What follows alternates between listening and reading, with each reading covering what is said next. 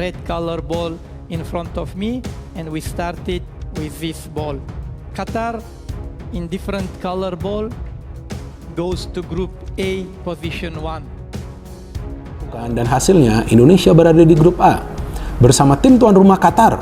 Waduh, ngeri gak tuh? Indonesia akan lawan Qatar di pertandingan pertama mereka loh teman-teman. Kemudian ada juga Australia. Nah, ini lebih ngeri lagi. Kan kita tahu Indonesia selalu sulit menang lawan Australia. Jadi setelah nanti lawan Qatar, Indonesia akan lawan Australia di fase grup. Dan tim keempat di grup A ini adalah Jordania.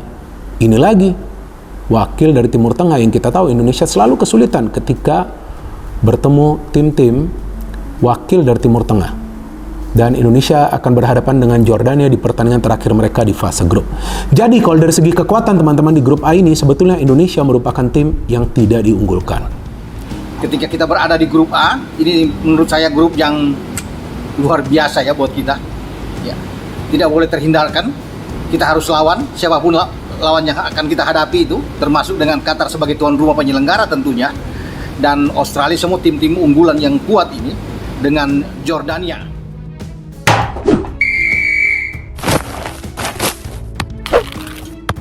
Hasil drawing Piala Asia U23 2024, Timnas U23 Indonesia masuk grup neraka.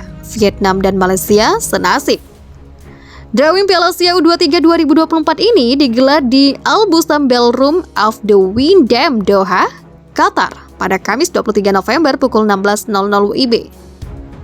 Sebelumnya skuad Garuda lolos dari babak penyisihan grup K dengan status juara grup dengan mengalahkan Taiwan dan Turkmenistan.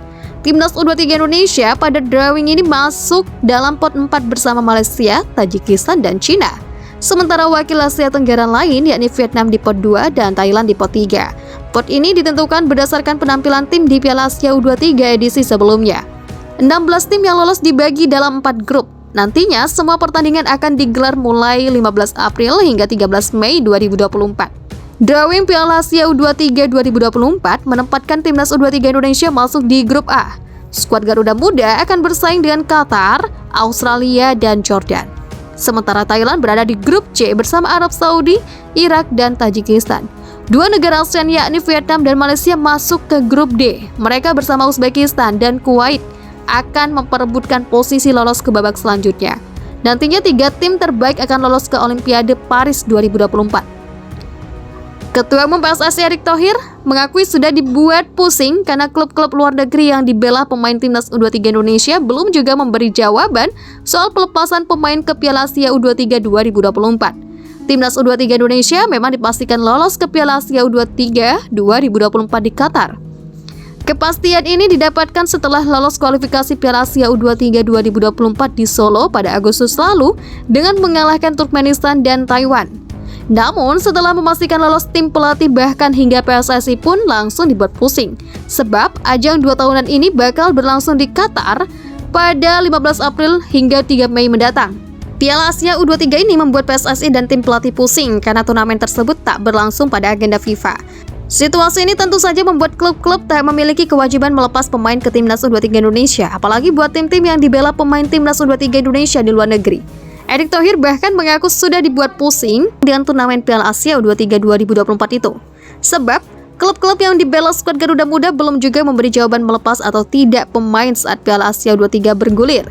Hal ini membuat semua pihak pusing karena pemain abroad ini sangat dibutuhkan Sintayong agar bisa tampil garang.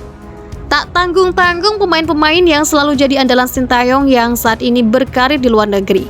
Terdapat beberapa pemain yakni ada Pratama Arhan di Tokyo Verdy, Marcelino Ferdinand, KMS Kadensi, Rafael Struijk Edo Den Haag, Ivar Jenner Jong Utrecht, dan Alkan Bagot di Ipswich Town. Pemain-pemain ini bahkan sebelumnya yang juga turut membawa tim Merah Putih mendapatkan tiket tampil di Piala Asia U23 2024 nanti. Namun ini bisa beda cerita apabila mereka tak dapat membela Timnas U23 Indonesia nantinya. Erick Thohir melihat situasi ini pun mengaku pusing karena Piala Asia U23 nanti berlangsung tak bertepatan dengan agenda FIFA. Sehingga klub-klub tak memiliki kewajiban melepas pemainnya ke tim Merah Putih. Masih pusing itu karena memang Piala Asia U23 tidak masuk ke dalam kalender FIFA, ujar Erick Thohir. Pria yang juga menjabat sebagai Menteri BUMN itu menekankan bahwa ia belum juga mendapat jawaban dari klub-klub para pemain abroad.